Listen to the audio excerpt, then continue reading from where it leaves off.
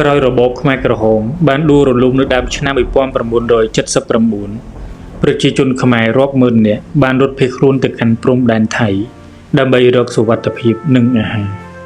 ប៉ុន្តែក្តីសង្ឃឹមដែលថាបានរស់បែរក្លាយជាសុបិនដ៏អាក្រក់ដែលពិភពលោកមិនអាចបំភ្លេចបាននៅខែមិថុនាឆ្នាំ1979រដ្ឋាភិបាលថៃនាសម័យនោះបានសម្រេចចិត្តបញ្ជូនជនភៀសខ្លួនខ្មែរប្រមាណជាង 40,000 នាក់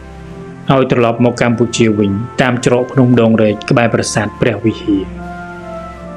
ពួកគាត់ត្រូវបានគេដឹកតាមឡានក្រុងរួចបង្ខំឲ្យចុះពីលើភ្នំដែលចោទដូចជាជញ្ជាំង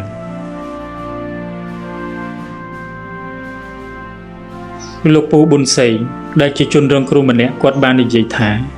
ពួកទាហានថៃឈើកាន់កាំភ្លើងពីលើភ្នំគេបង្ខំឲ្យយើងចុះទៅក្រោមអ្នកណាដែលមិនព្រមចុះឬរារែកគេនឹងបាញ់សម្លាប់ចោលភ្លាមយើងគ្មានជំរើសទេខាងមុខគឺជាវិលមីនខាងក្រោយគឺជាចុងកាំភ្លើង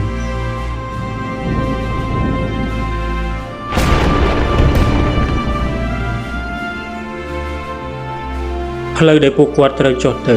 គឺជាវិលមីនដ៏ក្រាស់ឃ្មឹកសំឡេងផ្ទុះក្តៀងមិនលឺឡើងមិនដាច់មនុស្សម្នាក់ដួលស្លាប់បាត់បង់ជីវិតម្នាក់ទៀតត្រូវដើរជន់សពដើម្បីបន្តដំណើរម្ដាយអោបកូនដែលស្លាប់យំសោកពេញព្រៃនៅទីនោះហើយដែលគេឲ្យឈ្មោះថាភ្នំខ្មោចព្រោះសពមនុស្សដេកកើលើគ្នាដូចជាភ្នំមនុស្សរាប់ពាន់នាក់បានស្លាប់នៅទីនោះមិនមែនដោយសារសង្គ្រាមផ្ទាល់ឡើយ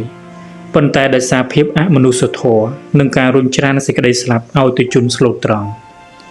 សោតនីយកម្មភ្នំដងរែកគឺជាស្នាមរបួសដ៏ជ្រៅនៅក្នុងបេះដូងខ្មែរហើយនេះក៏មិនមែនជារឿងនិទានដើម្បីបន្លាចក្មេងនោះទេតែវាជាសម្រេចពិតរបស់ពុព្វបុរសយើងដែលបន្សល់ទុកនៅលើភ្នំខ្មោចរាល់ដានជើងដែលពួកគាត់ឈានគឺជាការបដូរជីវិតរាល់ដំណក់ឈាមដែលហូរគឺជាការឈឺចាប់ដែលមិនអាចលាងជម្រះបាន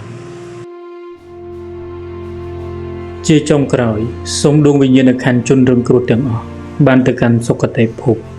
ហើយសូមកុំឲ្យសោកនាដកម្មបែបនេះកើតនៅលើផែនដីនេះទៀតឡើយ